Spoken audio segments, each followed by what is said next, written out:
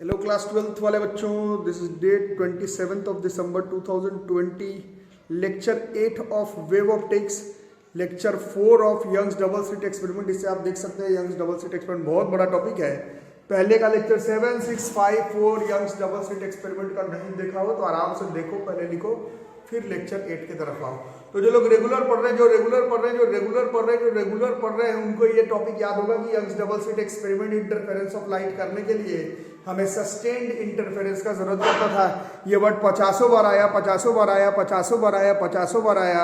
अब लिख लो, the interference pattern with fixed positions of maximum and minimum intensity of light all along on the screen is called sustained interference.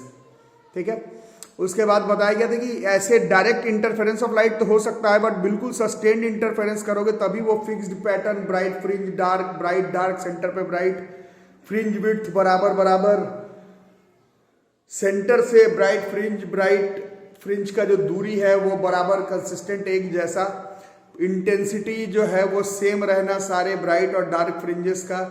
इतना करने के लिए sustained interference करना पड़ता है। तो what are the conditions to attain sustained interference? तो पहला नंबर पर है the two sources should emit light waves continuously. The light waves should be of almost same wavelength. The light waves emitted should be of almost same amplitude. हमने पढ़ा है same amplitude वाला formula भी, और थोड़ा सा अगर डिफरेंट हो जाए तो उससे भी हमने कंडीशंस देखे हैं कंस्ट्रक्टिव एंड डिस्ट्रक्टिव इंटरफेरेंस का। The two light sources must lie very close to each other. The two light sources जो स्लिट है they should be very narrow. और ये वर्ड खूब आता है, the two light sources should be coherent sources. अब coherent sources किसको कहेंगे?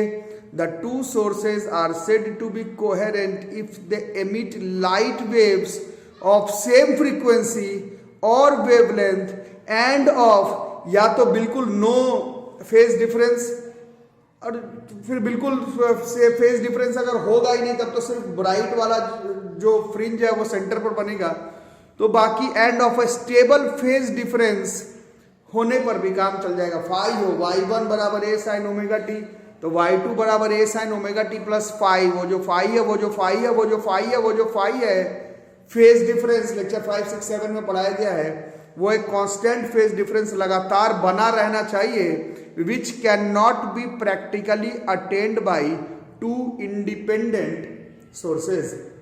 तो ये भी एग्जाम में आता है कि जो नीचे लिखा हुआ है थोड़ा देखो, if one of the slit को अगर क्लोज कर दें तो इंटरफेरेंस का पैटर्न जो है वो डिसअपियर हो जाएगा। एक स्लिट क्लोज तो इंटरफेरेंस ऑफ लाइट का जो फेनोमेना है वो तो होगा, बट जो पैटर्न नजर आता है ब्राइट डार्क वो नहीं नजर आएगा। क्यों नहीं नजर आएगा वो सब पहले हम लोग पढ़ चुके हैं, पहले लेक्चर 5, 6, 7 देख लो। Instead of two slits with a single source, अगर टू इंडिपेंडेंट सोर्सेज को यूज करते हैं तो इंटरफेरेंस का पैटर्न तो होगा, बट वो पैटर्न परमानेंट नहीं होगा, क्योंकि ऊपर लिखा हुआ है कोहेरेंट होना चाहिए। Light waves of same frequency same wavelength का होना चाहिए, और उन दोनों स्लिट से जब लाइट वेव्स एमिट हो तो उन दोनों के बीच का जो फेज डिफरेंस है वो स्टेबल हर वक्त सेम होना चाहिए। ये दो इंडिपेंडेंट सोर्सेज से पॉसिबल नहीं हो पाता है। इसीलिए यंग्स डबल स्लिट एक्सपेरिमेंट जो विलियम यंग ने किया था, या फिर जो आप अपने क्लास 12 फिजिक्स में पढ़ते हैं, उसमें एक ही मोनोक्रोमेटिक सोर्स ऑफ लाइट होता है और दो अलग अलग नैरो स्लिट लेकर के आपको पूरा कंडीशन समझाया जाता है। तो पहले ये जैसे लेक्चर 8 है तो पहले लेक्चर 5, 6, 7 बस देख लो प्लेलिस्ट में जाके पहले, उसके बाद ये टॉपिक को आराम से नोट करो, इसको लिखो आराम से।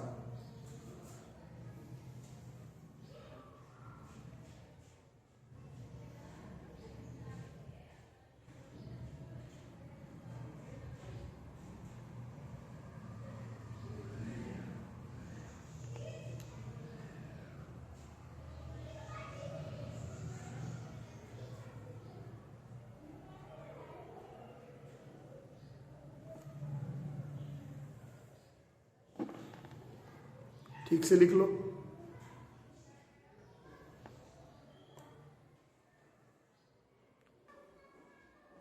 आगे का फैक्टर्स की पॉइंट पे बनते रहेंगे। तो हमने फ्रिंज विड्थ डिराइव किया था बीटा बराबर डी लैम्डा बाई डी, है ना, तो इसी से साफ दिख रहा है। इन the interference pattern produced by two narrow slits the fringe width, ये जो फ्रिंज विड्थ है बीटा, वो डिक्रीज कब करेगा? On using light of smaller wavelength, lambda come beta come, on decreasing distance between slits and the screen.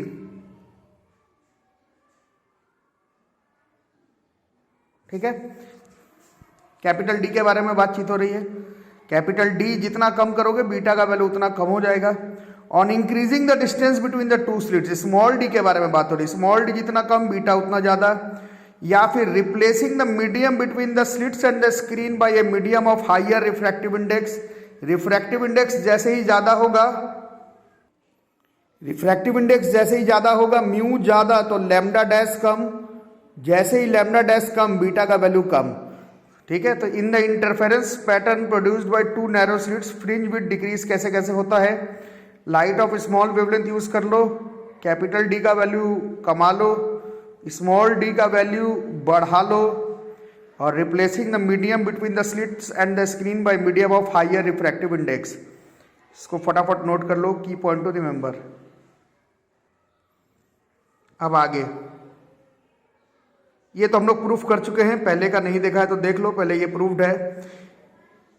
In the interference pattern produced by two narrow slits width of all the fringes, bright का हो dark का हो central का हो same होता है। Formula भी derive किया है और दिखाया भी गया है। अब ये बड़े मजे की बात है, इसको ठीक से याद करोगे। पूरा चैप्टर याद किए, पूरा चैप्टर याद किए, पूरा चैप्टर याद किए, पूरा चैप्टर याद किए, dark bright dark bright dark bright dark bright dark bright spot का। But the fringes obtained in Young's double slit experiment are hyperbolic in shape होता है, और छोटा इंटरफेरेंस का पैटर्न करोगे then the fringes appear straight. नहीं तो जो यंग्स डबल स्लिट एक्सपेरिमेंट में हुआ था वो उसका शेप जो है वो हाइपरबोलिक आया था फ्रिंजेस का। अब इंटरफेरेंस पैटर्न और छोटा कर लोगे तो फ्रिंजेस जो है वो अपीयर करेगा स्ट्रेट। ये फिगर 6.04 वाला ग्राफ पहले भी बना चुके हैं, इसको एक बार और बना लो। इंटेंसिटी है, इंटेंसिटी देख रहे हो बराबर आता है, पहले भी इसको बनवाया जा चुका है। इन the interference pattern produced by two narrow slits the intensity of all the bright fringes is same. सिर्फ ब्राइट फ्रिंजेस ही नहीं, डार्क फ्रिंजेस का भी जो इंटेंसिटी है उसका वैल्यू जो है वो सेम आता है। ये नंबर ऑफ फ्रिंजेस का फॉर्मूला नोट कर लो बच्चों, small m. Number of fringes, कितना नंबर ऑफ फ्रिंज बनेगा तो ये वाई बाई बीटा से मालूम चलेगा। नंबर ऑफ फ्रिंजेस, वाई क्या था? डिस्टेंस सेंटर से लेकर के, वाई वो पॉइंट था जहां पर हमारा पी पॉइंट था, उसके बीच में कितना नंबर ऑफ फ्रिंजेस बनेगा तो वाई बाई बीटा कर देंगे तो नंबर ऑफ फ्रिंजेस का वैल्यू जो है वो पता चल जाएगा। ठीक है, ये चीज बहुत बार आता है एग्जाम में, इसको देख लो। ये की पॉइंट को बढ़िया से नोट करो। When the monochromatic source is replaced by source of white light, monochromatic source को हटा के व्हाइट लाइट लगा दो तब थोड़ा सा दिक्कत है। The different colors of white light will produce different interference pattern। तो मोनोक्रोमेटिक सोर्स ऑफ लाइट की जगह पर व्हाइट लाइट है। कई बार बोर्ड जेईई मेंस नीट के एग्जाम में पूछा जा चुका है कि मोनोक्रोमेटिक सोर्स की जगह पर व्हाइट लाइट से अगर यंग्स डबल स्लिट एक्सपेरिमेंट करेंगे तो क्या होगा? When the monochromatic source is replaced by a source of white light, the different colors of white light will produce different interference pattern, but the central bright fringe due to all the colors are at the same position, therefore the central bright fringe is white in color। लेकिन उसके बाद since the wavelength of blue is smallest है, wavelength का अंतर है, monochromatic source of light लेंगे तो सारा वेवलेंथ सेम रह जाएगा। व्हाइट लाइट लेंगे, 7 कलर, सातों का वेवलेंथ अलग अलग। तो since the wavelength of blue light is smallest, the fringe closest on either side of the central bright white fringe is blue and the farthest is red. इस तरह का pattern, dark bright नहीं, colours का dispersion जैसे होता है उस तरह से फ्रिंजेस बनेगा और थोड़े ही देर तक बनेगा। Beyond a few fringes no clear fringe pattern is visible. इसको याद कर लेना बढ़िया से, आता है एग्जाम में। ठीक है, और बाकी इस फैक्टर को हम लोग याद करेंगे, पहले कर चुके हैं। On immersing the apparatus in a liquid से वाटर, वेवलेंथ ये अभी थोड़ी देर पहले ही करवाया गया था। लैम्डा डैश बराबर लैम्डा बाई म्यू, लाइट का वेवलेंथ। म्यू बढ़ गया, लैम्डा डैश घट जाएगा, और लैम्डा घटा तो सिर्फ बीटा ही नहीं जो एंगुलर डिस्प्लेसमेंट है थीटा वो भी डिक्रीज कर जाएगा, है ना। On immersing the apparatus in a liquid, the wavelength of light decreases and it follows that when the apparatus is immersed in a liquid, the fringe width will decrease. fringe width तो decrease करेगा ही, ये जो theta का value है वो भी decrease कर जाएगा, एंगुलर विड्थ। ठीक है, तो these are the topics that you need to remember. इसको ध्यान से सारे कॉपी में नोट कर लो, बढ़िया से की पॉइंट जितना लिखवाया गया उसको नोट कर लो। नेक्स्ट की पॉइंट इसको याद कर लेंगे, द थिन सोप्स और ऑयल फिल्म्स घर पे देखे होंगे, वो उसमें अपीयर कलर्ड दिखता है।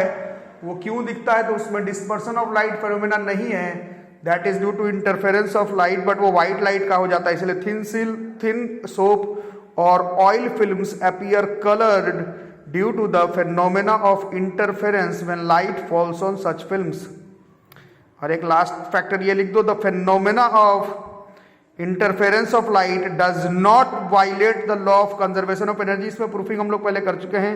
The light energy which disappears at the position of minima वही अपीयर कर जाता है at the position of maxima. तो law of conservation of energy Young's double slit experiment में वायलेट नहीं होता है। फटाफट नोट कर लो। थोड़ा सा शेप्स और याद कर लो बच्चों, शेप ऑफ फ्रिंजेस। देखो, when screen is placed parallel to the light, तो शेप ऑफ फ्रिंजेस के बारे में थोड़ा सा देखो, शेप ऑफ फ्रिंजेस के बारे में। तो शेप आपने तो जिस तरह से पढ़ लिया उस तरह से तो प्रूफिंग वगैरह करवाने के लिए बता दिया गया कि bright dark bright dark bright dark, बीच में centre. But when the screen is placed parallel, जैसे स्क्रीन S1 S2 स्क्रीन नहीं है, मतलब स्लिट मानो, when screen is placed parallel to the light glowing the sources, then the shape of fringes are hyperbolic। Slit ऐसा S1 S2, light आके टकराया और screen जो है वो पैरेलल है स्लिट के, तो उस स्क्रीन पर डार्क ब्राइट का शेप तो बनेगा, बट वो जो शेप होगा वो स्ट्रेट नहीं होगा, वो हाइपरबोलिक होगा।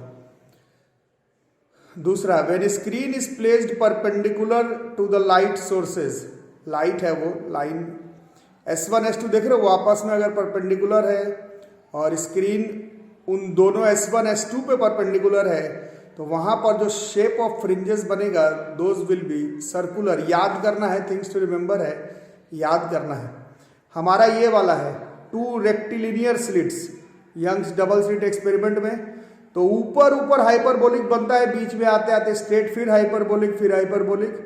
और अभी थोड़ा देर पहले बताया गया था कि जो बिल्कुल यंग्स डबल स्लिट एक्सपेरिमेंट को बिल्कुल तरीके से अगर किया जाए, बिल्कुल कोहेरेंट सोर्सेज हो, स्लिट्स बिल्कुल नज़दीक में हो, इंटरफेरेंस का पैटर्न बिल्कुल कम हो, स्लिट के बीच का दूरी बिल्कुल कम हो, तब वो अपीयर बिल्कुल स्ट्रेट वाला हो सकता है। Otherwise the shape of fringes are hyperbolic और सर्कुलर कंसेंट्रिक सर्कल्स के शेप में शेप्स ऑफ फ्रिंजेस बनता है।